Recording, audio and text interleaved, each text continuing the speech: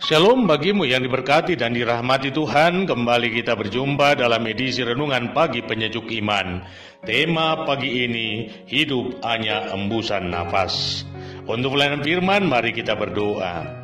Kepadamu ya Tuhan, kami menaikkan segala puji dan syukur untuk kehidupan yang Engkau anugerahkan.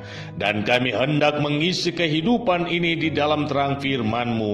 Roh Kudus-Mu memampukan kami untuk mengerti dan memahaminya. Di dalam nama Tuhan Yesus kami berdoa. Amin. Firman Tuhan, Ayub pasal 7 ayat 1 dan ayat 7 demikian. Bukankah manusia harus bergumul di bumi, dan hari-harinya seperti hari-hari orang upahan? Ingatlah bahwa hidupku hanya embusan napas, mataku tidak akan lagi melihat yang baik. Saudara-saudaraku, firman Tuhan senantiasa mengajari kita bahwa hidup ini terikat dengan waktu. Artinya, hidup yang kita hidupi dalam kaitannya dengan keberadaan atau eksistensi kita di dunia ini tidak bersifat abadi. Hidup di dunia ini hanyalah kesementaraan, seperti seorang upahan yang sedang menanti job di pinggir jalan.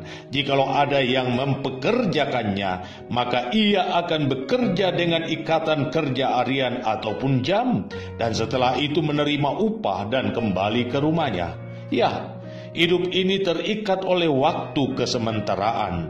Dan karena kesementaraan inilah, maka dengan apapun juga manusia berjuang untuk menambah barang sejengkal saja dari jalan hidupnya adalah sebuah kesia-siaan manakala kontrak hidup di dunia ini diakhiri.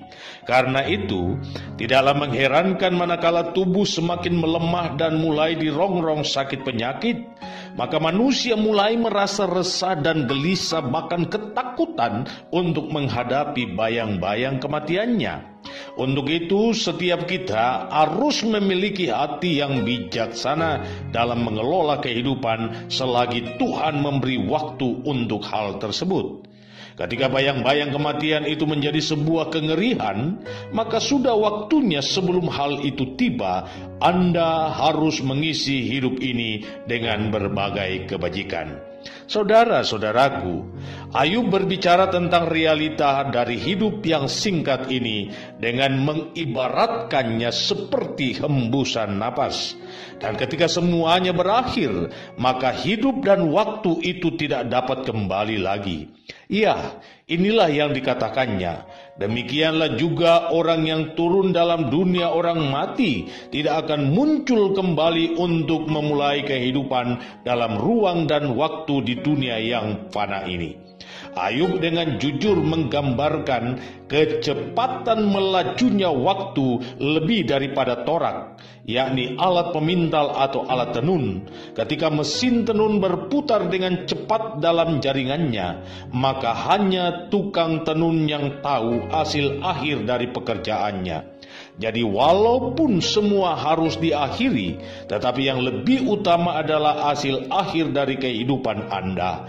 Apakah Anda sudah menorehkan yang baik, ataukah justru Anda menorehkan yang buruk?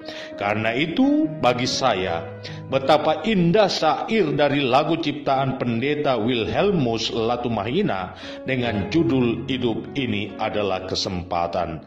Lagu ini adalah khotbah yang sesungguhnya tentang hidup yang berarti, sehingga ketika ajal menjemput, maka tidak ada kata sesal. Hidup ini adalah kesempatan. Hidup ini untuk melayani Tuhan. Jangan sia-siakan waktu yang Tuhan beri. Hidup ini harus jadi berkat. Karena itulah, hai saudara-saudaraku, ketika napas hidup ini masih ada dan Anda masih diberikan kekuatan untuk melangkah serta juga diberikan kemampuan untuk berpikir, maka lakukanlah yang terbaik untuk dirimu, untuk sesamamu, dan untuk duniamu serta untuk Tuhanmu. Sebab tidak akan selamanya kita akan tetap ada dan berdiri di tengah dunia ini. Tidak selamanya kita kuat, tidak selamanya kita jaya dan tidak selamanya kita hidup. Karena itu, saya hendak tegaskan hal ini kepada Anda. Jika hidup ini hanyalah embusan napas, maka buatlah hidup ini berkat bagi semua, sebelum semua hal dalam hidup Anda diakhiri. Langkah awal yang tepat memang sangat baik, tetapi hasil akhir dari hidup Anda itu jauh lebih baik lagi jika semua orang merasa bahagia karena kehadiran semasa hidup Anda. Selamat memaknai kehidupan imanmu. Tuhan Yesus memberkati.